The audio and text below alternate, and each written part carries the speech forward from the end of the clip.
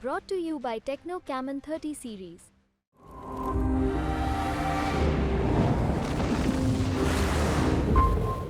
नमस्कार दोस्तों, न्यूज़ तक के इस खास शो में आपका स्वागत है। लोकसभा चुनाव के लिए एग्जिट पोल के नतीजे आ चुके हैं और आधिकारिक नतीजे जो कि 4 जून को आने हैं, बस उनकी उल्टी गिनती शुरू हो चुकी है। ज़्यादातर एग्जिट पोल के नतीजे जो आए हैं वो केंद्र में प्रधानमंत्री नरेंद्र मोदी की हैट्रिक को सजेस्ट कर रहे हैं। ज़्यादातर जो एग्ज़िट पोल हैं वो 375 से 370 से लेकर 300 पार तक का माफ़ कीजिएगा 375 से लेकर 400 पार तक का आंकड़ा दे रहे हैं एनडीए सरकार के लिए। इस मसले पर बातचीत करने के लिए आखिर ये एग्ज़िट पोल के मायने क्या हैं और ये क्या हमें बता रहे हैं, इसको समझने के लिए हमारे साथ आज मौजूद हैं वरिष्ठ पत्रकार और राजनीतिक विश्लेषक हर्षवर्धन त्रिपाठी। हर्ष, आपका स्वागत है न्यूज़ तक के शो में।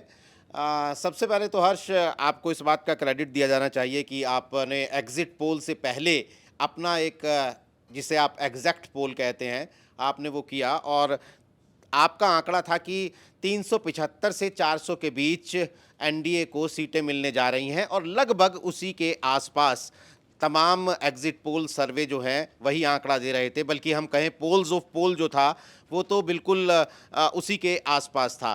तो आपके इस आंकड़े के या कहें कि एनडीए सरकार को लेकर आपके इस यकीन की वजह क्या थी? सबसे पहले बहुत बहुत धन्यवाद, आपने मुझे बुलाया यहाँ। देखिए नीरज जी, मुझे लगता है कि भारतीय राजनीति में पिछले 2 दशक में जिस तरह का बदलाव हुआ है वो शायद ट्रेडिशनल पॉलिटिक्स की तरह से अगर देखेंगे तो कुछ चीज़ें नहीं समझ में आएंगी। और शायद यही वजह रही कि पिछले कुछ समय से आप भारत की राजनीति को देखते हैं तो उसमें जो परिवर्तन हुए, जो बदलाव हुए, उसको लोग पकड़ने से एक तरह से कहें कि उनके पूर्वाग्रह हैं, उनके अपने की बहुत सी चीज़ें, ऐसा नहीं कि वो कोई गलत देख रहे होते, क्योंकि उसी तरह से उन्होंने 10 साल, 20 साल, 30 साल, 40 साल से राजनीति को देखा है। लेकिन ये 2 दशक में जो राजनीति बदली है और इस राजनीति के बदलने की जो बुनियाद रही वो 1991 में मैं देखता हूँ, जब पीवी नरसिम्हा राव प्रधानमंत्री थे और वो जो एक एस्पिरेशनल क्लास खड़ा हुआ, वो जिसको हम बार बार कहते हैं, उसको हम नहीं देखते हैं। और चूँकि दुनिया भर के बड़े बड़े जो इलेक्शन को देखने वाले, आप उनको स्टूडेंट कह लीजिए, एनालिस्ट कह लीजिए, वो सब कहते हैं कि नहीं, डेवलपमेंट पे कोई चुनाव नहीं होता है। मेरा ये बहुत फर्म बिलीव है और मैं बहुत अच्छे से मानता हूँ। मैं 2001 में दिल्ली आया था पहली बार और मेरे अपने शहर इलाहाबाद से दिल्ली आने का जो रास्ता था वो सुबह मैं 5 बजे चला था और रात को 1:30 बजे इलाहाबाद में अपने घर दारागंज पहुंचा था। अभी मैं नोएडा से सुबह 8 बजे चलता हूं, शाम 4:30 बजे अपने घर पर मैं गाड़ी लगा देता हूं, सेल्फ ड्राइव करके जाता हूं और मुझे कोई दिक्कत नहीं थी। ये सिर्फ मैं एक बात ये कह रहा हूं कि समझना पड़ेगा कि हुआ क्या।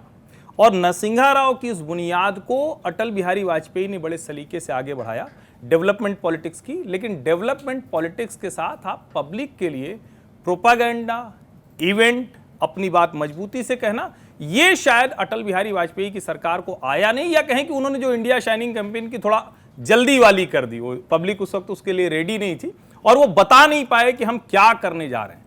मुझे लगता है कि नरेंद्र मोदी इन सारी चीज़ों को बहुत अच्छे से समझते हैं, अपना किया हुआ काम बहुत समय से बता देते हैं, दूसरा जब तक उस पर हमला करे उससे बेहतर काट खोज कर ले आते हैं और अगर कहीं उनको लगा कि थोड़ा सा गड़बड़ हो रहा है तो स्ट्रेटजी चेंज भी समय पर करते हैं। मुझे पूरे चुनाव में किसी वक्त नहीं लगा कि विपक्ष कहीं लड़ाई लड़ भी रहा है और मैं हमेशा कहता हूं चुनाव रिवर्स कैलकुलेशन से देखना चाहिए। आप कैलकुलेट करेंगे सत्ता पक्ष से तो हमेशा गड़बड़ होगी, रिवर्स कैलकुलेशन कीजिए, कहां विपक्ष कौन सी सीट जीत रहा है, राज्य उठाइए कहां जीतने की स्थिति है, नेता उठाइए कहां कौन प्रभाव कर रहा है, कार्यक्रम उठा लीजिए कौन सा कार्यक्रम असर कर रहा है। इन तीनों पे किसी जगह अगर विपक्ष खड़ा होता हुआ दिख रहा हो तो ये सारे एग्जिट पोल झूठे साबित हो जाएंगे। लेकिन एग्जिट पोल से पहले तो ये आपने खुद माना था कि राहुल गांधी का जातीय जनगणना आरक्षण संविधान का जो ये तिकोना जाल है, ये कहीं ना कहीं बीजेपी को भ्रमित कर रहा है, बीजेपी थोड़ी कंफ्यूज है इसको लेकर और रिएक्ट करने में भी बीजेपी ने देरी की, ये आपने खुद माना था। देखिए, मैंने बहुत स्पष्ट तौर पर कहा कि राहुल गांधी ने जातीय गणना की और संविधान बदल देंगे, आरक्षण खत्म हो जाएगा, ये जो प्रोपेगेट करने की कोशिश की वो एक वर्ग में गहरे बैठा। अब क्या वो वर्ग भारतीय जनता पार्टी का पूरा वर्ग था जो विमुख हो गया? नहीं, वो वर्ग उन लोगों का था जो कांग्रेस से टूट टूट कर अलग अलग समय पर कहीं कोई रीजनल पार्टी बनी, कहीं कोई कांग्रेस का सहयोगी रह गया, कहीं कोई इंडिपेंडेंट लड़ रहा है। उसमें एक बड़े वर्ग में आया कि क्या हमारा संविधान खत्म हो जाएगा, क्या ये जो जाति की बात है हमारी चीजें हट रही हैं। लेकिन इसका एक दूसरा पहलू ये था कि भारतीय जनता पार्टी की सरकार ने, और मुझे लगता है कि नरेंद्र मोदी ने इरादतन किया होगा, गुजरात तक रहते कभी उन्होंने नहीं बताया कि मैं घांची तेली समाज से आता हूं। राष्ट्रीय राजनीति में आने के साथ सबसे पहला काम, और मैं ये मतलब मुझे नहीं याद है, 2007 से मैं भी नरेंद्र मोदी को कवर कर रहा हूं, पहला चुनाव उसी वक्त मैंने कवर किया था, कभी मैंने नहीं सुना कि उन्होंने बताया हो कि मैं घांची तेली समाज से आता हूं। राष्ट्रीय राजनीति में आने के बाद उनको समझ में आ गया उत्तर प्रदेश, बिहार, राजस्थान, मध्य प्रदेश ये वो राज्य हैं जहां जातीय तौर पर, जाति पहचान के तौर पर एक बड़ा वर्ग है जिसको हम ओबीसी क्लास में कहते हैं वर्गीकरण के लिहाज से, वो एंटी बीजेपी पॉलिटिक्स के साथ चलता है, यानी वो भारतीय जनता पार्टी के साथ अपने आप को कनेक्ट नहीं करता। नरेंद्र मोदी ने वो बोलना शुरू किया और शायद देश के इतिहास में पहली सरकार होगी जो अम्बेडकर इंटरनेशनल सेंटर बना, वहां हमारे इतने पिछड़ी जाति के मंत्री हैं उनको नड्डा जी माला पहना रहे थे। यानी हम कुछ करेंगे तो हम वो ठीक से बताएंगे, और उनके साथ कनेक्ट करता है वो जो उनके जाति का, उनके समाज का नेता है। ये मैं जरूर मानता हूं कि नरेंद्र मोदी को मजबूरी में वो जो मुसलमान, मंगलसूत्र ये तब करना पड़ा जब उनको लगा कहीं राहुल गांधी वाला मामला कुछ लग ना जाए, कहीं राहुल गांधी जो कह रहे हैं वो जातियों में थोड़ा बट ना जाए, तो उसके बाद नरेंद्र मोदी वो रिएक्ट करते हैं। वरना आप भारतीय जनता पार्टी का मैनिफेस्टो देखिए, उसमें एक लाइन कहीं हिंदू मुसलमान या जिसको हम भारतीय जनता पार्टी का सो कॉल्ड कम्युनल एजेंडा कहते हैं वो कहीं आपको दिखेगा। ये जो एग्जिट पोल के आंकड़ों का पूरा कैनवस है, जब हम इसको एक डिस्टेंस से देखते हैं तो जाहिर तौर पर बड़ा गुलाबी नजर आता है, 375 से 400 तक की सीटें हैं। लेकिन जब हम थोड़ा माइक्रोस्कोपिक एनालिसिस करते हैं तो हरियाणा, दिल्ली, महाराष्ट्र, बिहार, एक हद तक आप कह लीजिए राजस्थान, ये वो राज्य हैं जो बीजेपी के मजबूत गढ़ थे पिछले 2 चुनावों में, और इनकी दीवारें कहीं ना कहीं दरकी हैं। हर राज्य में कहीं ना कहीं सीटें एग्जिट पोल में टूटती हुई नजर आ रही हैं। तो क्या आप इसे बीजेपी के लिए एक रेड अलर्ट देखते हैं? देखिए, मुझे लगता है कि जब आप 300 प्लस पर खड़े हैं तो हर वक्त आप खतरे में, जमीन आपकी हर वक्त थोड़ी सी नीचे से कहीं से खिसक जाए, कहीं कोई कुछ अंदर से किसी तरह का वाइब्रेशन हो रहा हो, जमीन के नीचे थोड़ा प्लेट खिसक रही हो। लेकिन यहां एक बात मैं बार बार कहता हूं कि नरेंद्र मोदी एक ऐसे नेता हैं जो उसको समय पर ठीक करते रहते हैं। ऐसा नहीं है हर पार्टी के साथ ये होता है, कोई पार्टी थोड़ा कंफर्ट जोन में आ जाती है, कोई आसानी से करने लगती है। अब जब आप ये कह रहे हैं कि कितना ये जो जिन राज्यों का आपने नाम लिया, कमाल की बात यह है कि देश के सबसे बड़े राज्य उत्तर प्रदेश के नाम लेने से आप भी बच गए। इसका मतलब क्या हुआ कि 80 लोकसभा सीटों वाले उत्तर प्रदेश में भारतीय जनता पार्टी ने अपने कील कांटे ऐसे दुरुस्त कर लिए हैं कि अच्छे अच्छे चुनाव विश्लेषक भी ये नहीं बोल पा रहे हैं। और उसके पीछे वजह है, हम जब कहते हैं ना कि सपोर्टेड बाय फैक्ट्स, जब आप एनालिसिस करते हैं तो उसका कुछ मतलब निकलता है। सही गलत तो कोई भी हो सकता है, किसी का भी एकदम गलत हो सकता है। 140 करोड़ के देश में 97 करोड़ के मतदाताओं में कोई पक्के तौर पर कर ले नहीं। लेकिन जिस उत्तर प्रदेश की हम बात कर रहे हैं, उस उत्तर प्रदेश में आज की तारीख में 28% मत के अलावा किसके पास पक्का वाला मत है बताइए। और ये मैं आंकड़ा आपको बता रहा हूं, 9-9-18 और उसमें जोड़ दीजिए 10%, क्योंकि अगर आप मान लें कि मुस्लिम 70% पोल करता है, 80% पोल करता है, तो कुल आबादी का उतना ही जाएगा। एक 9% यादव है अखिलेश यादव के पास, और एक 8-9% जाटव है जो मायावती के पास है। इसके बाद आप बताइए। और फिर जब आप कहते हैं तो दलितों में और पिछड़ों में जो जातियों में जातियां निकली, कास्ट में जो सब कास्ट निकली, और ये सारे लोग कौन है? कोई कांशीराम के साथ आंदोलन में था, कोई मुलायम सिंह के साथ आंदोलन में था। ये लोग आज सारे लोग अमित शाह और नरेंद्र मोदी की भारतीय जनता पार्टी के साथ खड़े हैं। उत्तर प्रदेश की बात कर रहा हूं। जिस बिहार में आप बात कर रहे हैं, जिस छात्र संघ से तीनों लोग निकले, अब सुशील मोदी तो रहे नहीं, लेकिन जो तीनों लोग निकले, जिस बिहार की राजनीति को हम लालू, नीतीश और सुशील मोदी से जानते हैं, अब उसमें आप सोचिए जो दूसरे लोग निकले वो नीतीश के सहयोगी होकर भी भाजपा के साथ लॉबिंग करने लगते हैं। मुझे लगता है कि ये कुछ नए किस्म की जो राजनीति की नरेंद्र मोदी ने, और उनको दिख रहा है कि भाई हमारा लाभ किसका है। नेता या हम सब कहें तो सबसे बड़े पहले स्वार्थी होते हैं ना। हमारा अपना काम ठीक नहीं होगा तो हम काहे को दूसरे की बात करने लगेंगे। बिहार में जो सामाजिक समीकरण भारतीय जनता पार्टी ने बनाया है और अपनी कीमत पर बनाया है, उसकी सीटें ज्यादा जीतती है। उसके बाद जब नीतीश जी साथ में आते हैं तो नीतीश और रामविलास पासवान को वो अपने हिस्से की सीटें देती है।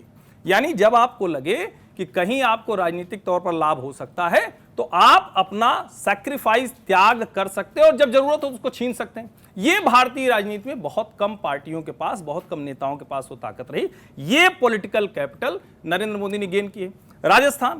राजस्थान जैसे राज्य में अगर 25-25 ले लेते हैं, आप सोचिए, राजस्थान को भी गुजरात बना दिया, मध्य प्रदेश को भी गुजरात बना दिया। और मैं यहां एक बात बार बार कहता हूं, फिर से दोहरा के जा रहा हूं, मध्य प्रदेश गुजरात से ज्यादा संघ की प्रयोगशाला है। हर दूसरे तीसरे घर में वहां संघी बैठा हुआ है। तो आप इस तरह से जब देखेंगे तब आपको समझ में आएगा। आप कहेंगे कहां हारे, तो कहे वो एक रविंद्र भाटी लड़ गया भैया तो माहौल खत्म हो गया। कहे चुरू में वो राहुल कसवां चला गया। अरे भाई, राहुल कसवां चला गया तो क्या उसके पास इतना वोट है क्या कांग्रेस का साथ वो लेके आएंगे क्या? और अगर जब इन सब को आप कहते हैं तो तुरंत आपको याद आता है कि देश के दूसरे राज्यों में नरेंद्र मोदी क्यों मेहनत कर रहे हैं। कन्याकुमारी की ध्यान साधना हो, पंचवटी से लेकर अनुष्ठान हो, सभी भाषाओं में रामायण सुनना हो, तमिल, तेलुगु, कन्नड़, ये क्यों कर रहे हैं? उनको पता है कि इस देश के एक बड़े वर्ग में एंटी बीजेपी, एंटी हिंदी पार्टियों के लिए माहौल है। उसको ठीक करने की कोशिश 10 साल से कर रहे हैं, अभी तक बहुत सफलता नहीं मिली है। 24 का चुनाव शायद आपको कुछ होता हुआ या कुछ करता हुआ दिखाएगा। हर चुनाव में ना एक कारण ढूंढे जाते हैं, एक लहर की तलाश होती है। तो आपकी और उसी से सीटों के नतीजे या सरकार का फैसला होता रहा है। 14 में नरेंद्र मोदी की लहर थी और 19 में माना गया कि बालाकोट और पुलवामा उसका एक बड़ा कारण बना। तो 24 में जो 400 सीटों का अनुमान एग्जिट पोल में लगाया गया है, उसके पीछे कोई लहर, कोई कारण आपको समझ में आता है? देखिए, मैं ये उदाहरण देता हूँ, अभी फिर से देता हूँ। मुझे उम्मीद है कि ये जो आप लोगों में से हैं, ज़्यादातर लोग गांव से उठकर चले आए होंगे नोएडा। तो गांव में बड़ी नहर देखी है कि नहीं देखी आप में से किसी ने? जिसका भी खेत होगा, जिसका भी गांव होगा, तो बड़ी वाली नहर होती है, वो पूरे समय भरी रहती है। छोटी छोटी नहर होती है जिससे खेत तक जाता है पानी। छोटी वाली नहर में जिस दिन पानी खुलता है सुबह 4 बजे, तो गांव वालों को पता होता है कि भैया आज पानी खुलेगा तो अपना अपना खेत संभाल के रखना, नहीं तो खेत बह जाएगा। जो बड़ी वाली नहर है उसमें पानी उसी तरह रहता है, लेकिन न तो वहाँ वालों को चेतावनी दी जाती है, न वहाँ के बगल चलने वालों को दिक्कत होती है कि आज हम उधर से जाएं कि न जाएं। नरेंद्र मोदी की साइलेंट वेव इस देश में स्थापित हो चुकी है। ये स्थापित तब हो गई थी जब वो 2014 में आए थे। 282 सीट्स जीतना भारतीय जनता पार्टी के लिए ये चमत्कार के अलावा कुछ नहीं। और चमत्कार जनता जब लोकतंत्र में तय कर लेती है तो नंबर्स नहीं रुकते हैं। और मैं फिर से कह रहा हूं, 1984 में एक वजह बताइए, सिवाय इंदिरा गांधी की मृत्यु के 414 हो जाती है। अगर इमोशनल आधार पर इतना बड़ा मैंडेट आ सकता है तो नरेंद्र मोदी परफॉर्म कर रहे हैं, उनकी परफॉर्मेंस पर कोई सवाल नहीं है। और एक और कमाल की बात मैं कहूं, इलेक्टोरल बॉन्ड का मुद्दा आया। भैया तुम भी कह रहे हो कि अच्छा ठीक है हम एक घर, तू कह रहे हो ये चोरी है, कहे हम गए थे चोरी करने, हम सिर्फ कप उठा के लाए, सोफा उठा के लाए, वो तो यार एसी भी उठा लाया, वो टीवी भी उठा लाया, वो बिस्तर भी उठा लाया, वो गहना भी उठा लाया। कमाल की बात कर रहे हो भाई, देश क्या इतना नासमझ समझा हुआ है? इलेक्टोरल बॉन्ड से कैश की बजाय बेहतर तरीका निकाला गया था। आप अगर ये कहते कि सिर्फ और सिर्फ भारतीय जनता पार्टी को 14,000 करोड़ रुपए मिल गए तो कहा जाता कि स्कैम। उसके बाद राहुल गांधी आग खड़े होकर कहते हैं कि ये भारत के राजनीतिक इतिहास का सबसे बड़ा भ्रष्टाचार। कौन यकीन करेगा भाई? कोई नहीं यकीन करेगा। और इसीलिए वो मुद्दे चले नहीं। आज भी नरेंद्र मोदी की एंटी करप्शन वाले लीडर की छवि इंटैक्ट है। बीच बीच में उसमें कुछ कुछ मुश्किलें आती हैं, जब अजीत पवार जैसे लोग चले आते हैं, जब दूसरे लोग चले आते हैं। कमाल की बात यह है कि एक बड़ा वर्ग जिसने मन बना लिया कि यार मोदी सफाई कर रहे हैं तो थोड़ा कुछ गंदगी रहनी पड़ती है, उसको दूसरे से लड़ने के लिए करना पड़ता है, और वो उसको तैयार करते हैं। तो मुझे लगता है कि ये एक बड़ा बदलाव जो लोगों के मनस में आया है, इसको हम लोग पकड़ने से थोड़ा बचते हैं, या कहें कि दिख भी रहा होता तो हमको लगता है नहीं अगली बार यार टूट जाएगा। तो एक तरह से कहें कि विशफुल थिंकिंग वो हावी हो जाती है। सर, मैं यूपी के बारे में 2 बातें समझना चाहूँगा। एक तो मेरा पहला सवाल यह है कि उत्तर प्रदेश के तमाम एग्जिट पोल्स में बीजेपी को वही मैंडेट या उससे बड़ा मैंडेट है जो 2019 में यूपी में मिला था बीजेपी और एनडीए को। लेकिन इस बीच में एक घटना हुई। अरविंद केजरीवाल जब बीच चुनाव में जेल से बाहर आए और उन्होंने कैंपेन शुरू किया तो सबसे पहला उन्होंने एक वार किया बीजेपी पर कि बीजेपी अगर जीती तो योगी आदित्यनाथ को हटा दिया जाएगा मुख्यमंत्री पद से। और इसकी चर्चा होनी शुरू हुई, यूपी में इसकी चर्चाएं हुई। ये चर्चा कितना कामयाब हुई, क्योंकि लगातार इस तरह की बातें चलती हैं कि यूपी दरबार और दिल्ली दरबार ये दोनों बहुत कनेक्टेड नहीं हैं। तो क्या आपको लगता है कि अरविंद केजरीवाल ने जब इस तरह की बात कही तो इसका कुछ नुकसान उत्तर प्रदेश में हुआ होगा? क्योंकि योगी समर्थक भी एक बड़ा वर्ग है उत्तर प्रदेश में, ब्रांड योगी के साथ भी भाजपा के समर्थक एसोसिएट करते हैं। तो क्या आपको लगता है कि इसका कुछ नुकसान हुआ होगा, या ये यूं ही हवा में कही गई बात थी? देखिए, अरविंद जी के लिहाज से कहें तो पूरी तरह से हवा में कही बात है। अगर इस बात को सचमुच दम के तौर पर मानते तो ये अखिलेश यादव की कैंपेन का हिस्सा होता। इसको आप समझिए जरा, अरविंद जी का वहां कुछ स्टेक पर नहीं है। अरविंद केजरीवाल के सभी प्रत्याशियों की विधानसभा में जमानत जब्त हुई है, अरविंद जी का कोई स्टेक नहीं है। अरविंद केजरीवाल इस तरह की राजनीति करते हैं और सफलतापूर्वक करते हैं। अरविंद के पीछे भी एक बहुत बड़ा मतदाता समूह जो कहता है कुछ भी अरविंद गलत करें सही करें कोई फर्क नहीं पड़ता। लेकिन अखिलेश यादव को पता है कि अगर आप ये कह रहे हैं कि योगी आदित्यनाथ को वो हटा देंगे या कोई भी उस तरह की समझदार है, तो इसका मतलब आप क्या कह रहे हैं? आप कह रहे हैं कि नरेंद्र मोदी प्रचंड बहुमत से आ रहे हैं। पहला जो सिद्धांत स्थापित हुआ वो हुआ। दूसरा क्या हुआ? हटा देंगे मतलब क्या हुआ? हटा देंगे मतलब है कि इन दोनों के बीच झगड़ा चला। अब ये कौन नहीं जानता है किसी भी पार्टी में नंबर 2 की लड़ाई होती है? ये कौन नहीं जानता है कि अगर अमित शाह और योगी आदित्यनाथ नरेंद्र मोदी के बाद की लड़ाई होगी तो बिल्कुल होगी। योगी मास लीडर के तौर पर नरेंद्र मोदी के बाद सबसे बड़े नेता के तौर पर उभरे हैं। और कमाल की बात यह है कि इस बार उसकी चर्चा बाद में हुई, अमित शाह भी ढेर सारी रैलियां कर रहे हैं, अपने आप को मास लीडर के तौर पर स्थापित करने की कोशिश कर रहे हैं, और उसके साथ संगठन का जो काम अमित शाह कर रहे हैं कमाल का कर रहे हैं। तो आप अगर कहें कि अरविंद केजरीवाल ने जो किया, मैं एकदम सही मानता हूं। अरविंद केजरीवाल की जिस तरह की राजनीति है उसमें उन्होंने बहुत ठीक काम किया, लेकिन उसका यूपी में कोई इंपैक्ट हो जाएगा मुझे नहीं लगता। और सिर्फ यूपी में एक काम नहीं कर रहा है, आप राम मंदिर बना हुआ है, काशी विश्वनाथ धाम बना हुआ है, प्रयागराज में अभी फिर से अभी 24 का चुनाव खत्म होगा ना, तैयारी शुरू हो गई है, उसको भी जाके मीडिया के लोगों को देखना चाहिए। मैं तो उसी शहर का हूं, हमारा शहर दोगुना हो गया, और दोगुना इसलिए नहीं हुआ कि कोई उसको नरेंद्र मोदी योगी आदित्यनाथ ने कर दिया, वो उतना बड़ा था, अतिक्रमण होते होते 15 मीटर की सड़क 7.5 मीटर की रह गई। ये छोटी छोटी चीजें नहीं समझ में आती। और मुझे इसीलिए लगता है कि जब इस तरह से हम चुनाव देखते हैं तो कई बार लगता है, जितने लोग जितने बच्चे अपने गांव जाते हैं, जो दिल्ली रहते हैं, उत्तर प्रदेश के किसी हिस्से में जाते हैं, वाराणसी से आप आजमगढ़ और गोरखपुर चले जाइए। हम जब इलाहाबाद यूनिवर्सिटी में पढ़ते थे तो हमारे साथ के लोग कहते थे कि यहां से जौनपुर आजमगढ़ बलिया चले जाओ तो कॉम्बी फ्लाम खाओ, दर्द होने लगी थी पूरी शरीर। और अब आप सरसराते हुए पहुंच जाते हैं, जो प्रयागराज से वाराणसी का हाईवे है वो पूरी तरह से फ्री है, आप जाइए आराम से, दोनों तरफ रेलिंग लगी हुई है। अब आप इस परिवर्तन को अगर नहीं समझेंगे तो फिर आपको लगेगा कौन सी जाति कहां वोट करी। तो भैया जाति किसके पास, चलो जाति गिनो, सवर्णों का कोई वोट क्या हटेगा? क्या नहीं हटने वाला है। पिछड़ी जातियों में कौन है? पिछड़ी जातियों में आपके पास मौर्य, कुर्मी, कोयरी, कुशवाहा, पाल, निषाद, सब वोट जोड़ते चले जाइए। राजभर किसके साथ खड़े? वो सब के सब भारतीय जनता पार्टी के साथ खड़े। और इसीलिए मुझे लगता है कि 2019 वो रिपीट होने जा रहा है, उससे बेटर भारतीय जनता पार्टी कर सकती है।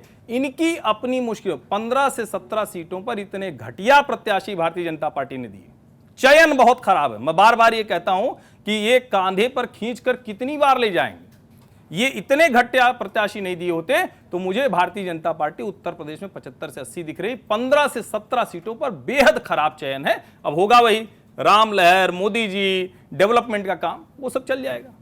तो सर, जब आपने यूपी का एक फिगर दे दिया है तो कुछ दिन पहले योगेंद्र यादव जी भी मंच कार्यक्रम में थे, उन्होंने कहा कि उत्तर प्रदेश में वो 50 से 52 भाजपा को अधिक जाते नहीं देख रहे हैं, और थोड़ी सी लहर टाइट हो गई तो 40 सीट पर जा सकती है। आपका इस डेटा पर क्या कहना है? देखो भैया, ऐसा है, हम भले ये बाल रंगाते नहीं तो उम्र ज़्यादा लगती है, हमारी उम्र है बड़ी कम।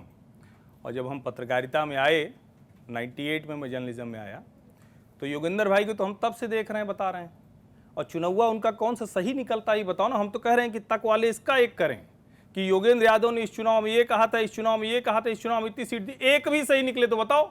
उत्तर प्रदेश में क्या कहा था? हमने पिच तैयार कर दी है। क्या हुआ? अखिलेश बेचारे पिच में नहीं खेल पाए, उसके बाद वो अखिलेश यादव को गालियां दे रहे हैं। मुझे लगता है कि योगेंद्र जी या कोई भी व्यक्ति, कल को मैं भी अगर राजनीति करने लगूं, अभी मैं विशुद्ध पत्रकारिता कर रहा हूं, लेकिन कल को अगर मैं राजनीति करने लगूंगा तो मेरे हित अहित जुड़ जाएंगे। अगर 4 नेता के यहाँ सुबह में जाके बैठने लगूं तो उसकी बात मेरे दिमाग में गूंजेगी, अरे यार उससे तो मेरा संबंध है, तो चलो उसके लिए थोड़ा सा हम अच्छा बोल देते हैं। अभी मेरे ऊपर ये बैगेज नहीं है, अच्छा हो या बुरा हो, गलत हो, सही हो सकता है कि देखने वाले मुझे कहें कि रही तो भाजपा के पक्ष में बोल रहा है, 375 से 400 बोलूंगा तो भाजपा के पक्ष में देखोगा ना। लेकिन मैंने तो तब भी बोला था आएगा। मैंने 2019 के लोकसभा में बताया था कि 60 ±5 आज भी पड़ा हुआ है, यूट्यूब पे जाके देख लीजिए। सवाल यह है कि आप पॉलिटिकल बैगेज के साथ पॉलिटिकल एनालिसिस करेंगे तो आप धोखा कर रहे हैं, बेईमानी कर रहे हैं। योगेंद्र जी बड़े व्यक्ति हैं, मैं उन पर टिप्पणी नहीं करूंगा। आपने उत्तर प्रदेश की जातियां गिनवाई हर्ष भाई, तो ये एक्सिस माई इंडिया का डाटा कहता है कि जाटव इंडिया गठबंधन को जो वोट मिले, मैं उनकी बात कर रहा हूँ, जाटव 7% ज़्यादा मिला पिछली बार से 2019 से, नॉन जाटव 14% ज़्यादा मिला, मुस्लिम तो इंटैक्ट 14% नहीं 14 परसेंटेज पॉइंट, कुर्मी जो है 13 परसेंटेज पॉइंट ज़्यादा मिला, लोध 6 परसेंटेज पॉइंट ज़्यादा मिला, जाट 12 परसेंटेज पॉइंट ज़्यादा मिला, इसके बाद बचा हुआ ओबीसी 6 परसेंटेज पॉइंट ज़्यादा मिला इंडिया गठबंधन को। तो ये अगर बढ़ोतरी हुई है, नॉन यादव ओबीसी अखिलेश यादव को मिल रहा है, जाटव अखिलेश यादव को मिल रहा है, तो चलिए मान लिया कि ये चुनाव गुजर गया या कल नतीजे आने हैं, आपको लगता है कि आगे विधानसभा चुनाव भी आना है, तो आपको लगता है कि बीजेपी की जड़ों में कहीं ना कहीं कुछ मट्ठा तो डाल रहे हैं अखिलेश यादव? देखिए, अगर कंसिस्टेंट रहेंगे तो इसका असर होगा। आप ये नहीं चलता है वो जो हम लोग देशज में कहते हैं ना कि तड़ी मार के भाग गए, लड़ाई नहीं होती। लड़ाई के लिए अखाड़े में उतरना पड़ता है, जरा 4-6 दांव चलना पड़ता है, 4-6 बार पटकाएंगे भी, 4-6 बार पटकेंगे भी। ये नहीं होगा कि तड़ी मार के भाग गए और उसके बाद कह के हमने तो उसको तड़ी मार दी थी, तो भैया क्या हुआ फिर? वो खड़ा हुआ मैदान में, आप तो भाग खड़े हुए। उत्तर प्रदेश में अगर आप ये कह रहे हैं कि जाटो वोट कितना बताया आपने, 7 परसेंटेज पॉइंट शायद आपने बताया, जब मायावती जी पूरी की पूरी उनके साथ थी और तब वो कुछ नहीं कर पाए भारतीय जनता पार्टी का, 3 लाख, 2.5 लाख, 2 लाख, ये अंतर है। हाँ, इस बार ये जरूर मैं देखता हूं भारतीय जनता पार्टी की जीती हुई सीटों में जो अंतर होता है वो बहुत घटने वाला है। और फिर से मैं कह रहा हूं, मुझे नहीं समझ में आता है कि इतना डिसरप्टिव पॉलिटिक्स, अमित शाह, नरेंद्र मोदी पूरी की पूरी गुजरात कैबिनेट बदल देते हैं, मुख्यमंत्री बदलते हैं। क्या उनको मुश्किल थी कि उत्तर प्रदेश में जिन प्रत्याशियों को वहां के लोग, उनके भाजपा के समर्थक कह रहे थे कि इनको हटाना चाहिए, उनको क्यों नहीं बदल पाए? और बहुत मक्खी पे मक्खी बिठाई है। यानी शायद वो थोड़ा जिसको कहते हैं ना कि डर था कि कहीं कोई भी समीकरण नहीं टूटना चाहिए, उसका लाभ भी होता है, लेकिन वो सारी चीजें उनके ध्यान में थी। और अखिलेश यादव के साथ जब मायावती जुड़ी, उससे बड़ा कॉम्बो उत्तर प्रदेश की राजनीति में नहीं हो सकता। और 1-2 बातें आपको बताऊं, आपके साथ लोग हों, कौन सी फोटो आई थी आपको याद है विधानसभा के समय? कृष्णा पटेल जी बीच में बैठी थी, महान दल वाले केशव देव मौर्य बैठे हुए थे, जिनको उत्तर प्रदेश की भाषा में पियरका चचा कहते हैं, ओम प्रकाश राजभर जी बैठे थे। ये तो वो बढ़िया दृश्य दिख रहा था। अब क्या है, केशव देव मौर्य कह रहे हैं, वैसे मौर्य की राजनीति आज की तारीख में स्वामी प्रसाद मौर्य या केशव प्रसाद मौर्य के पास है, लेकिन केशव देव मौर्य महान दल वाले कह रहे हैं कि बताओ हमारी सीट पे जौनपुर में पूछा नहीं किसको दे दिया, बाबू सिंह कुशवाहा को दे दिया।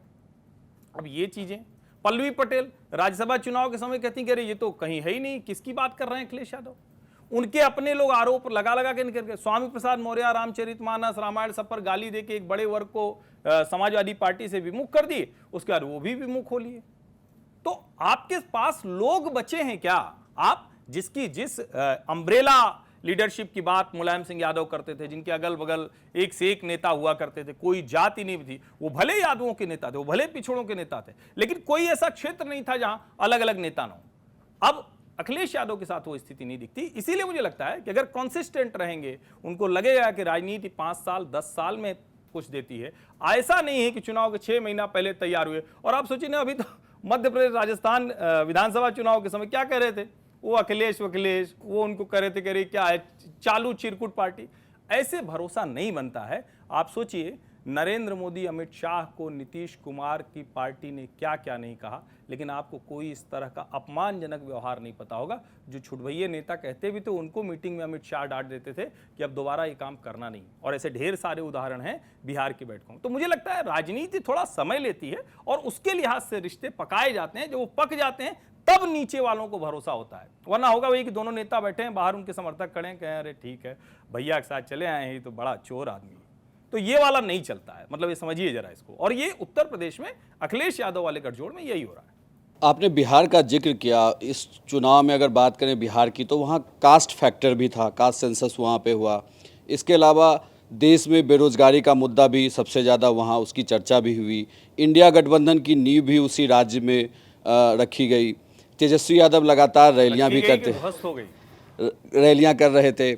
इसके अलावा अगर बात करें उस राज्य में, तो जो बीजेपी के लगेज की आप बात कर रहे थे, जो कैंडिडेट उन्होंने चुना, तो बिहार में भी ये बहुत बड़ा फैक्टर था। आरजेडी ने इस बार नया कास्ट समीकरण जोड़ा और उन्होंने अलग उम्मीदवारों को कुछ सीटों पर उतार दिया। लेकिन जब अभी एग्जिट पोल आए हैं, ये एग्जिट पोल नतीजों में उस तरीके से बदलते हुए नहीं दिख रहे। हालांकि सीटों पर फाइट दिख रही है, लेकिन नतीजे उस तरीके से नहीं आए जिस तरीके से उस राज्य में परिवर्तन दिख रहा है। क्या अभी भी वहाँ नीतीश कुमार फैक्टर बहुत बड़ा फैक्टर है, भले उनकी अपनी इमेज घट रही हो? देखिए, मैंने विधानसभा चुनाव के वक्त कहा था, इसको दोहरा रहा हूँ, नीतीश कुमार का राजनीतिक समापन का वर्ष है 2024। 2025 की विधानसभा में नीतीश कुमार प्रासंगिकता खो चुके होंगे, समाप्त हो चुके होंगे राजनीतिक तौर पर। उसके पीछे वजह ये कि जो नीतीश की जो ब्रांड वैल्यू थी, वो सब उन्होंने एक एक करके धीरे धीरे, कहते हैं ना कि हर दूसरे चौराहे पे, हर दूसरे 10-20 कदम के बाद वो उसको कम करते गए। एहसास नहीं होता। 15-16% के पॉलिटिकल कैपिटल वाले नीतीश कुमार इस चुनाव में सरवाइव करेंगे सिर्फ, और बीजेपी को अगर नुकसान होगा तो उन्हीं की वजह से होने जा रहा है। लेकिन उसके बावजूद एक बड़ा वर्ग है जो इन नेताओं के साथ अपने को रिलेट करता है। और जाति की राजनीति तो उत्तर प्रदेश बिहार की सच्चाई है, ये इस चुनाव के बाद और भीषण होने वाला है। मैं आपको बता रहा हूं, पॉलिटिक्स में इतनी जाति राजनीति कभी नहीं हुई। लेकिन अगर कोई कहे कि जाति गणना कोई मुद्दा, क्या मुद्दा बना भाई? जाति गणना का आंकड़ा आ गया तो उसके आधार पर तेजस्वी यादव ने क्या किया, चलिए नीतीश को छोड़ दीजिए। फिर जब हम कहें किसने पास किया, तो भाई तब तो तेजस्वी साथ भी नहीं थे। जब ये कैबिनेट में प्रपोजल आया था तो बीजेपी साथ में थी। पास कब हुआ? जब तेजस्वी साथ में थे। कांस्टेंट कौन था? नीतीश कुमार थे। और जो कैंडिडेट सिलेक्शन है उसमें बहुत मुश्किल हुई है। पवन सिंह को जिस तरह से भारतीय जनता पार्टी ने, जिसको कहें कि मैनेज नहीं कर पाई, वो उनके लिए मुश्किल डाल सकता है, बड़ी मुश्किल करेगा। लेकिन पूर्णिया में पप्पू यादव किसके लिए मुश्किल करेंगे, वो भी देखना चाहिए। और बड़ा क्लियर कट है, भारतीय जनता पार्टी वहां अगड़ों की राजनीति कर रही, साथ में पिछड़ों को वो विधानसभा में उस तरह से नेता के तौर अगड़ी पॉलिटिक्स लोकसभा में करती है वो। साथ में उसके नेता जो सम्राट चौधरी या दूसरे लोग हैं। दूसरा जो वाला जिम्मा किसको छोड़ा? नीतीश कुमार हैं, चिराग पासवान हैं, जीतन राम मांझी हैं, उपेंद्र कुशवाहा हैं। अभी अपनी अपनी जातियों के बड़े नेता हैं या नहीं? अपनी 1-2 सीट के लिए हैं या नहीं? और जब 2%, 2.5%, 3%, 7% ये सब जुड़ता है तो वहां जाकर खड़ा हो जाता है। और फिर एक बात है, बिहार में क्या MIM बिल्कुल फैक्टर नहीं होगा? मैं ये नहीं मानता हूं। किशनगंज में MIM के जो प्रत्याशी हैं वो बड़ा ठीक ठाक सा चुनाव लड़ रहे हैं। तो भारतीय जनता पार्टी को जो JDU उसके साथ वाली सीटें हैं वहां मुश्किल हो सकती है भाई, ये भी मैं मानता हूं। तो इसीलिए मैंने वहां 35 से 40 के बीच में बात की। वहां मैंने कहा कि भारतीय जनता पार्टी को 4 से 6 सीट का नुकसान बिहार में हो सकता है। लेकिन वो जातीय गणित भारतीय जनता पार्टी जितने अच्छे से साध रही है उतना शायद किसी और पार्टी ने नहीं साधा है। आपने बीजेपी का जिक्र किया, तेजस्वी का भी जिक्र किया, लेकिन बीजेपी में ऐसा कोई चेहरा अभी बिहार की राजनीति में तो नहीं दिखता। लोकसभा चुनाव में भले ही प्रधानमंत्री मोदी के नाम पर आप पूरे लोकसभा चुनाव को ड्राइव करें, लेकिन बीजेपी के पास वो ऐसा चेहरा नहीं कि वो उसके नाम पर बिहार की राजनीति कर सके। आपके लिए वो चेहरा कौन दिखता है? और चिराग पासवान को लेकर क्या राय है आपकी? वो जिस तरीके से चुनाव लड़े और पूरा प्रचार किया है उन्होंने। देखिए, चिराग पासवान को अपनी लिमिटेशंस पता है और वो इस वाली बीजेपी के पीछे पीछे चलने वाले नेता हैं, इसको पहले समझ लीजिए। वो अपना नुकसान करके भी विधानसभा में भारतीय जनता पार्टी के पीछे पीछे चलते रहे और नरेंद्र मोदी के हनुमान बने रहे। तो आप एक तो ये समझिए कि चिराग पासवान का व्यक्तित्व कैसा है, उनकी लिमिटेशन क्या है। दूसरा, एक वर्ग है जो उनके पीछे खड़ा है। अगर वो नहीं खड़ा होता तो उनके चाचा पशुपति पारस को एक भी सीट न देने के बाद आप मैदान में देख रहे होते, क्योंकि नेता जो है ना वो अपने पीछे खड़ी भीड़ से तेज से बोलता है, पब्लिक गायब, इधर उधर देखा चुप हो जाता है। तो पशुपति पारस ने भी किया। मेरा ये मानना है रामविलास पासवान की लीगेसी, वो विरासत, ये चिराग पासवान लेकर चल रहे हैं। अब भारतीय जनता पार्टी के नेता का सवाल, ठीक है, सम्राट चौधरी बाहर से आए, राष्ट्रीय जनता दल का उनका प्रशिक्षण है, उसी अंदाज में बात भी करते हैं, कई बार बड़ी अभद्र टिप्पणियां भी कर जाते हैं। मेरा ये मानना है कि जब कैडर वाली पार्टी होती है, विशेषकर जो नेशनल पार्टीज हैं, उनको लीडर से बहुत फर्क नहीं पड़ता है, नेता बहुत नहीं तय करता है। आप मुझे बताइए, 2001 के पहले हमें आप में से कितने लोग नरेंद्र मोदी को गुजरात के मुख्यमंत्री के तौर पर देख रहे थे?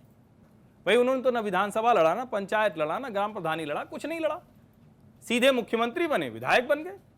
और तो और छोड़िए ना, अभी जो चुनाव बीता मध्य प्रदेश का, उसमें जो शिवराज सिंह चौहान के लिए मीडिया का एक वर्ग हाय तौबा मचा रहा था। 2005 में जब उमा जी के बाद बनाया गया तो लोगों ने कहा अरे शिवराज सिंह चौहान संभाल पाएंगे क्या उमा जी वाली विरासत, जबकि उमा जी कोई विरासतें नहीं थी, 2003 में तो आई थी।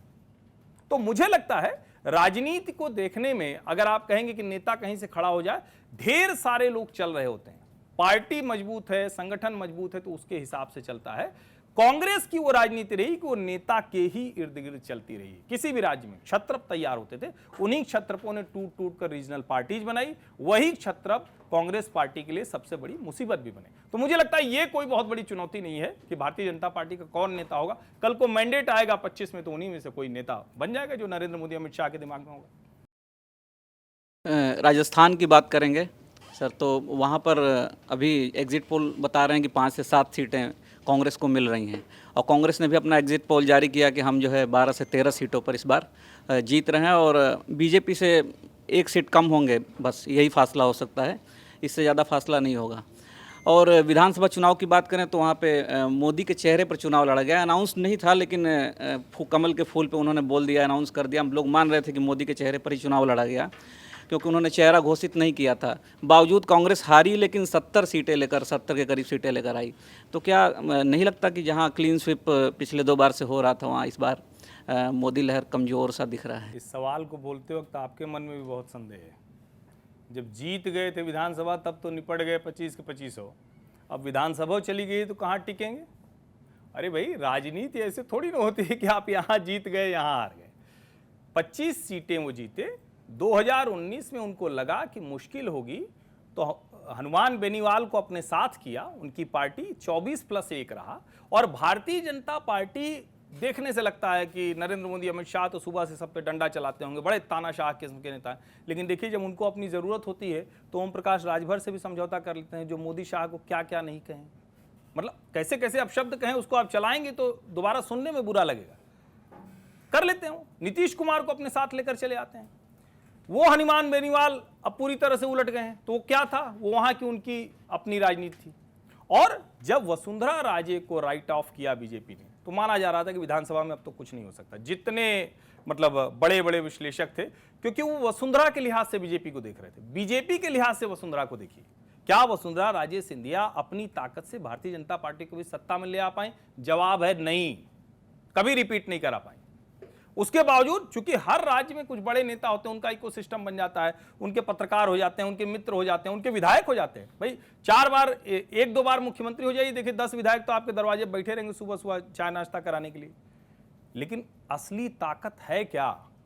और संगठन वाली पार्टियों में अगर जो संगठन की मजबूती पर बैठा हुआ है उसके पास ये लीवरेज होता है, उसके पास ये गुंजाइश होती है। मेरा भी मानना है कि राजस्थान में कुछ सीटें हैं जिसमें मुश्किल है, और मैं ये भी मानता हूं कि राजस्थान के भाजपा के नेताओं की ही वजह से शुरुआती मुश्किल शुरू हुई। अगर 1-2 लोग वो न शुरू हुए होते तो शायद राजस्थान में कोई और जिसको कहते हैं ना कि एंटी बीजेपी सेंटीमेंट की बात ही नहीं होती। बाकी चुनाव है, आपको लगता है 4-5 सीटें हैं तो निश्चित तौर पर उस पर कुछ हो सकता है, लेकिन कोई ये कहे कि 70 जीत गए विधानसभा में तो उससे जोड़ के करें, तो ऐसे नहीं होता। ऐसे राजनीति कभी चलती नहीं, वरना तो 99 जीते थे 2017 में। गुजरात की बात कर रहा हूं, बड़ी मुश्किल हो गई थी, आफत हो गई थी जीतने में, 99 जीते थे, क्या हुआ 26 की 26 जीत गए। तो ये दोनों कोई कनेक्ट नहीं होता, और राजनीति हर वक्त बदलती है, उसके लिहाज से चेंज होता है। एक चीज और जोड़ दूं, अगर भरोसा जरा सा रहा होता ना तो सचिन पायलट और अशोक गहलोत भी 1-1 सीट से चुनाव लड़ रहे। हर्षवर्धन जी, आप कह रहे हैं कि 4-5 सीटों पर नुकसान हो सकता है। अगर 2019 के एग्जिट पोल की बात करें तो लड़ाई मजबूत है जी। कुछ एग्जिट पोल्स ने ये कहा था कि कांग्रेस की कुछ सीटें आ सकती हैं, लेकिन ऐसा नहीं हुआ, खाता भी नहीं खुला। इस बार भी बहुत सारे एग्जिट पोल हैं जो ये कह रहे हैं कि कांग्रेस का खाता खुल सकता है। आपको लगता है कि इस बार भी 2019 जैसी स्थिति होगी या फिर खाता खुलेगा? और आप जिस तरह से 4-5 सीटों की बात कर रहे हैं तो टक्कर है या फिर वाकई ही कांग्रेस वहां पर मजबूत है? नहीं, मजबूत तो नहीं है कांग्रेस। जब 2 ही पार्टियां होती हैं तो 51-49 की लड़ाई में भी जीत जाएंगे। भाई 51 वोट मिला, 49 वोट मिला, 51 वाला जीत जाएगा, तो 49 वाला भी तो लड़ रहा है ना, बहुत बड़ी ताकत है उसके पास, क्योंकि वहां 2 ही पार्टियां हैं। तो मेरा ये मानना है कि कमोबेश 2019 जैसी ही स्थिति है, लेकिन ऐसी 4-5 सीटें हैं जिस पर भारतीय जनता पार्टी और कांग्रेस की लड़ाई बड़ी है। 2-3 सीटें ऐसी हैं जहां दूसरे के अलावा तीसरा कोना भी खुल गया है, तो हो सकता है कि उसकी वजह से कुछ परिणाम बदले। ओवरऑल 2019 जैसी स्थिति मुझे राजस्थान में दिखती है। आपको स्थिति नजर आ रही है, लेकिन कौन कौन सी वो सीटें हैं, ताकि हमारे दर्शकों को समझने में आसानी हो कि किन सीटों का जिक्र आप कर रहे हैं। वो 4-5 सीटें जहां पर आप कह रहे हैं कि कड़ी लड़ाई है। देखिए, जब हम कड़ी लड़ाई की बात करते हैं तो सबसे पहले वहीं से शुरुआत करते हैं जहां से सारा राजस्थान में माहौल शुरू हुआ। राहुल कसवा ने पार्टी बदल ली क्योंकि उनको टिकट नहीं दिया गया। वहां भी एक नेता की वजह से, वो दूसरे नेता थे। फिर बाड़मेर जैसलमेर में रविंद्र भाटी, वहां भी एक नेता की वजह से, वो भी दूसरे नेता थे। ये दोनों राजस्थान में भारतीय जनता पार्टी के बड़े नेता हैं, एक तो केंद्रीय मंत्री हैं, एक राज्य के नेता हैं। इसके अलावा अब जैसे एक बात कही जा रही है कि कोटा में बड़ा कुछ कमाल कर देंगे, शायद वो क्या नाम है, प्रहलाद गुंजल। कोटा में मुझे लगता नहीं कि कोई कर देंगे। इतनी मुश्किलें कांग्रेस पार्टी के भीतर खुदी हैं, कहीं कोई गुंजाइश नहीं दिखती है। जालौर में कुछ लोग कह रहे हैं थोड़ी बहुत गुंजाइश वहां दिख सकती है, लेकिन मुझे वहां भी बहुत कुछ ऐसा होता हुआ नहीं दिखता। यही कुल जमा 3-4 सीटें हैं, इसके अलावा तो कहीं कोई मुझे दिखता नहीं कि कोई लड़ाई है। रविंद्र भाटी पर तो बीजेपी की बी टीम का आरोप भी लगता है, और टिकट भी मांग रहे थे लेकिन टिकट दिया नहीं। अब देखिए, बी टीम तो मैं इस वाले कॉन्सेप्ट पे भी मैं सुनते सुनते थक गया। कोई किसी की बी टीम नहीं होता है। राजनीति में अपने मकसद के लिहाज से किसी के साथ, किसी के पीछे, किसी के आगे चला जाता है। जब वही जीत जाएगा, अब आपको क्या लगता है कि वो ऐसी बी टीम हो जाएंगे भारतीय? हाँ, उनको लगेगा तो चलो ठीक है यार, भाजपा के साथ सध जाएंगे। कल को अगर कोई आ जाएगा तो आपको लगता है क्यों? और कोई किसी की बी टीम नहीं होता। रविंद्र भाटी नौजवान नेता हैं, बड़े ऊर्जावान हैं, शानदार उन्होंने जीत हासिल की है, लेकिन अति महत्वाकांक्षी हैं। अब ये परिणाम बताएगा कि वो महत्वाकांक्षा उनको आगे ले जाएगी या फिर वो उस जिसको कहते हैं ना कि बहुत भयानक महत्वाकांक्षा के ट्रैप में फंस गए हैं, ये देखने वाली। अच्छा, एक सवाल मेरा और है। आपने 3 नेताओं का जिक्र किया, रविंद्र भाटी का, राहुल कसवा का, प्रहलाद गुंजल का। अगर कहा जाए तो ऐसा कहा जाता है कि ये वसुंधरा राजे की एक करीबी हैं, और वसुंधरा राजे हमने देखा कि दिखाई नहीं दी, सिर्फ अपने बेटे के प्रचार में वो वहीं पर ही दिखाई दी, लेकिन बाकी सीटों पर कहीं दिखाई नहीं दी। तो क्या आप ये वसुंधरा राजे की नाराजगी मान रहे हैं, या इन तीनों नेताओं को किस तरह से देख? नहीं कह सकते हैं। वसुंधरा राजे अपनी ताकत दिखाने की कोशिश विधानसभा चुनाव के समय से कर रही हैं, सफल नहीं हो सकी। अभी भी हो सकता है कि उनके पीछे हो। निजी तौर पर मैं जानता नहीं हूं कि उनके पीछे है या नहीं, लेकिन ये दिखता है कि कहीं न कहीं तो है। कोई ऐसे अपनी ताकत से इतना नहीं लड़ सकता। सर, बीजेपी की आप बात कर रहे हैं, हर जगह पर लीड लेती हुई दिखाई दे रही है, पर एक राज्य है पंजाब, जहां पे बीजेपी लगातार कोशिश तो कर रही है अपने पैर जमाने की, पर इस बार भी नाकामयाबी हासिल हो रही है। इसके पीछे आप क्या रीज़न समझते हैं? क्या अमित शाह की जो चाणक्य नीति बोली जाती है कि वो पंजाब में नहीं काम कर रही? देखिए, पहली बात तो ये है कि मैं निजी तौर पर किसी भी नेता को चाणक्य नहीं मानता हूँ। बहुत स्पष्टता से मैं ये बात कह दूँ, चाणक्य भारतीय राजनीति में, भारतीय अर्थनीति में, भारतीय धर्म नीति में एक विलक्षण व्यक्तित्व थे। ढेर सारे लोग हैं जो उनसे प्रेरित होते हैं। देश के गृह मंत्री अमित शाह भी सावरकर और चाणक्य से प्रेरणा लेते हैं। ये मैं इसको पहले तो स्पष्ट कर दूं। दूसरा, पंजाब में बीजेपी ने कोशिश बहुत की है, और कहां तक जाके कोशिश की है जरा इसका अनुमान लगाइए। भारतीय जनता पार्टी वहां एक तरह से कहें तो ठीक है, गुरदासपुर, होशियारपुर उसकी जीती हुई सीटें थी, लेकिन उसकी अलग अलग वजहें हैं। 13 सीटों में वो कहीं खड़े होने की स्थिति में नहीं दिखती थी। अकाली के साथ जो अर्बन बेस है, जो थोड़ा पढ़ा लिखा वर्ग है, जो हिंदू और मोना सिख है, उसके साथ थोड़ा खड़ी हो जाती है। लेकिन एक वर्ग है जिसने भारतीय जनता पार्टी के खिलाफ बहुत विश्वमन किया है, जहर फैलाया है, और उसमें ये जो तथाकथित किसान नेता हैं, जिनमें ज़्यादातर के पास प्रधानी जीतने की हैसियत नहीं है, लेकिन वो 10-20-50-100 लोगों को दिल्ली चढ़ाते हैं, और उनको हम मीडिया वाले भी ऐसे दिखाते हैं जैसे यही पूरे किसानों के सब लंबरदार हैं। उनकी वजह से एक रिएक्शन हो रहा है। ये कितना होगा मुझे नहीं पता है, लेकिन चूंकि जब ये आंदोलन हुआ था तब भी मैंने वहाँ के गांवों में बहुत बात की थी, बहुत लोगों से बात की थी। एक बड़ा वर्ग है जिसको लगता है कि यार हमारी छवि ये बना दी गई है कि हम दिन रात बस लाठी लेके और जेसीबी लेके और ट्रैक्टर लेके और कौन कौन सी वो हाइड्रा और कौन कौन सी मशीनें होती हैं कंस्ट्रक्शन वालों के अलावा किसी को पता नहीं होता, वही लेके हम चढ़े रहते हैं। हमारी छवि खराब हो रही है। पंजाब जो देश का अग्रणी राज्य था, उसकी स्थिति बड़ी खराब हो गई। सीमावर्ती राज्य है, वो एक बड़ा फैक्टर है। क्या वो भारतीय जनता पार्टी के पक्ष में जाएगा नहीं जाएगा मुझे नहीं पता है। भाजपा के पास न वहाँ उस तरह से कार्यकर्ता हैं न लोग हैं, लेकिन भाजपा कोशिश कैसे कर रही है? अमित शाह की कोशिश होगी, आपने चूंकि उनको चाणक्य कहा, तो सुनील जाखड़ को कांग्रेस के प्रदेश अध्यक्ष से अपना प्रदेश अध्यक्ष बना दिया। रवनीत बिट्टू बेअंत सिंह के पोते हैं। पंजाब के आतंकवाद के सबसे बड़े शिकार की बात करेंगे तो इन्हीं का नाम आएगा। उनको अपना प्रत्याशी बना दिया। शिरोमणि गुरुद्वारा प्रबंधक समिति के फाउंडर मेंबर रहे उनके पोते हैं तरनजीत सिंह संधू, जो अमेरिका में राजदूत रहे भारत के, उनको अपना प्रत्याशी बना दिया। भारतीय जनता पार्टी सुशील रिंकू, जिसने दिल्ली सेवा कानून पर नरेंद्र मोदी सरकार के ही खिलाफ इतना हंगामा किया कि उसको निलंबित करना पड़ा, वो उनकी पार्टी से लड़ रहा है। यानी उनको लगता है कि अगर कोई प्रत्याशी लड़ सकता है मजबूती से, किसी के साथ खड़े हो सकते हैं, ऐसी 5-6 सीटों पर उन्होंने प्रत्याशी अच्छे दिए हैं। सीटें कितनी जीतेंगी मुझे लगता है बहुत मुश्किल है। पंजाब एक बीजेपी के लिहाज से ट्रबल स्टेट है, वो अभी भी बना हुआ है, वो उससे कुछ बहुत स्थिति अच्छी हो जाएगी अचानक, ये मुझे नहीं दिखता है।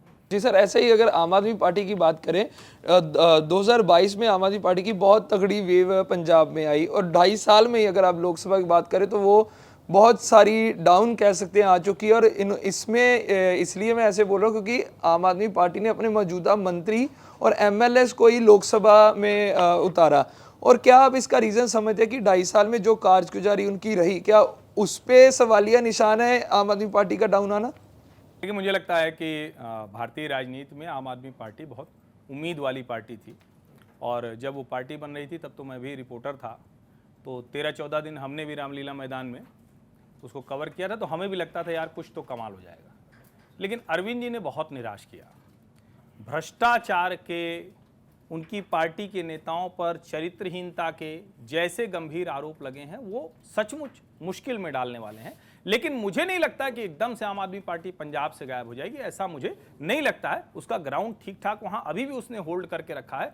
अब चूंकि वो भी लड़ रहे हैं, कांग्रेस भी लड़ रही है, भाजपा भी लड़ रही है, अकाली दल भी लड़ रहे हैं, और चूंकि पहली बार हो रहा है पंजाब के पॉलिटिकल हिस्ट्री में कि 3 नेशनल पार्टी और 1 रीजनल पार्टी लड़ी, इसलिए बहुत सर्टेनिटी से कह पाना वहां के लिए थोड़ा मुश्किल है। तो दोस्तों, एनडीए सरकार की हैट्रिक की तस्वीर पेश कर रहे एग्जिट पोल के नतीजों पर हमने वरिष्ठ पत्रकार और राजनीतिक विश्लेषक हर्षवर्धन त्रिपाठी से तफसील से बात की, हर राज्य पर बात की, और हर्ष ने हमें हर राज्य का अपना नज़रिया बताया, ये भी बताया कि कौन से स्टेट बीजेपी के लिए दिक्कत कर रहे हैं या दिक्कत कर सकते हैं और कौन से स्टेट हैं जहां बीजेपी के लिए नई राहें खुल रही हैं। हमारे साथ इस कार्यक्रम में शिरकत करने के लिए हर्षवर्धन त्रिपाठी, आपका बहुत बहुत शुक्रिया। तमाम दर्शकों का आभार। दोस्तों, 4 जून को नतीजे आने हैं, कुछ ही घंटे बचे हुए हैं। आपको तमाम तक चैनलों पर 4 जून के लोकसभा चुनाव 2024 के नतीजों की तफसीली और यकीनी सबसे सटीक जानकारी लगातार मिलती रहेगी। हम सुबह 6 बजे से लाइव रहेंगे, हमारे तमाम चैनल्स, न्यूज़ तक और बाकी तमाम चैनल। आप हमारे साथ लगातार बने रहिएगा। आज के लिए आपका बहुत बहुत आभार। नमस्कार।